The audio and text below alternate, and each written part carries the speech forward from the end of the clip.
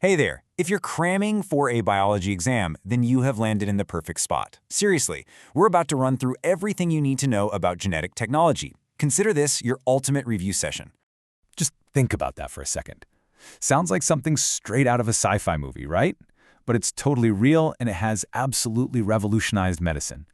It all starts with being able to move genes around from one organism to another.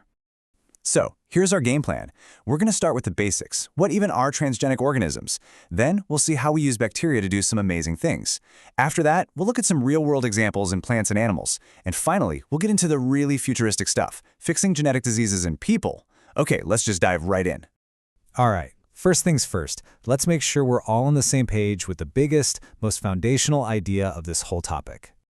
Okay, this right here, this is the big one. This is the definition you've got to lock in. A transgenic organism is just any living thing, could be a tiny bacterium, a plant, an animal, that has a piece of DNA from a totally different species popped into its own genetic code. And why would we do that?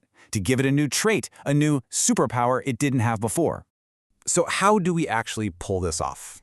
Well, we learn from the best, the original gene-swapping masters, bacteria.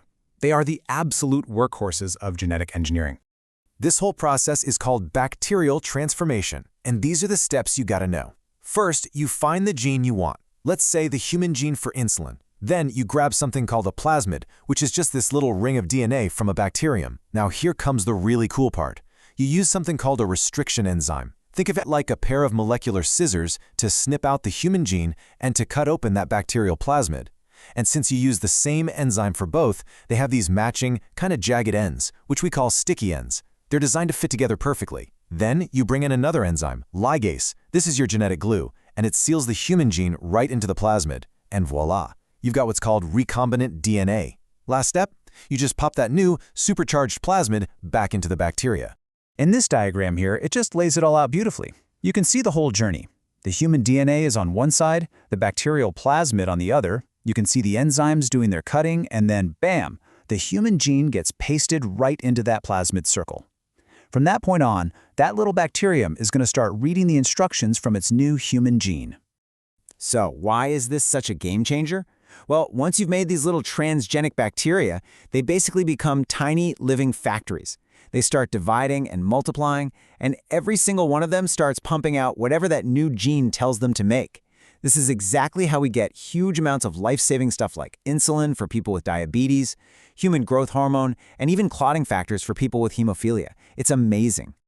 Now, let's see how this technology really starts to build on itself, because we've taken these exact same ideas and applied them to much bigger things, like the food we eat and the animals we raise. And this is a perfect example of how it's used in farming. Scientists took a gene from a bacterium called Bt for short, which happens to make a protein that's totally harmless to us but toxic to certain insects. They put that gene into corn, so now the corn plant itself makes its own bug killer. When a pest like the European corn borer takes a bite, it's game over for the bug. You protect the crop without having to spray a ton of chemical pesticides. And yep, we can engineer animals too. This is just mind-blowing. In this example, a human gene gets injected very carefully into a goat egg. That egg grows into a transgenic goat, and get this, it produces a super valuable medical protein right in its milk. You can then just, milk the goat and purify the medicine. They even have a clever name for it, farming. Like farming, but for pharmaceuticals. So as you can see, the possibilities are just massive. We can improve our food, make it more nutritious, or make crops that grow in tougher conditions. We can design crops and animals that can fight off diseases on their own. And like we saw, we can turn them into living medicine factories, or even create special animals that help us study and find cures for human diseases. So, all of this naturally leads to the ultimate question, doesn't it? If we can add genes to all these other living things, can we use this same tech to fix faulty genes in people and maybe even cure genetic diseases? Well, that is the goal of a field called gene therapy. The goal here is simple, but it is so powerful. It's about going straight to the source of the problem. Instead of just treating the symptoms of a genetic disorder, gene therapy tries to replace the broken, mutated gene with a correct working copy. The idea is, if you can fix the underlying code, the body's cells can finally start making the right protein, and that could lead to a permanent cure. So how do we actually do this? For your exam, this is a crucial distinction.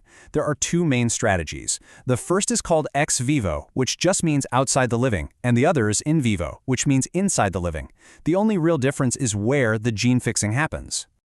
Okay, let's look at ex vivo. With this method, doctors will actually take some cells out of the patient's body. Let's say some stem cells from their blood. Then, in the lab, they use a harmless, modified virus to act like a delivery truck, carrying the correct gene and inserting it into those cells. Once the cells are fixed, they're injected right back into the patient. See? All the genetic wizardry happens outside the body, in a petri dish. Now contrast that with the in vivo way of doing things. Here, the delivery system, again, probably a modified virus or a plasmid, is injected directly into the patient's body. It's designed to act like a tiny targeted drone, traveling through the body to find the specific cells that need fixing and delivering that therapeutic gene right on site inside the body. All right, here we are. This is it, your exam cheat sheet. If you walk away with anything, make it these 4 points. Number 1, a transgenic organism has DNA from a different species. Number 2, bacterial transformation is the process that uses plasmids, restriction enzymes, and ligase. Number 3, think of real-world uses, like BT corn or those medicine-making goats. And finally, number 4, gene therapy tries to cure disease by replacing bad genes, and it's done either ex vivo, outside the body, or in vivo, inside the body. Got it? We've covered so much, from reprogramming bacteria to potentially rewriting our own DNA. So as you wrap up your studying, let's think beyond the test for just a minute. With this incredible power to literally hack the code of life, what's next? The science is moving so fast, but the ethical questions are right there with it, and they're just as important.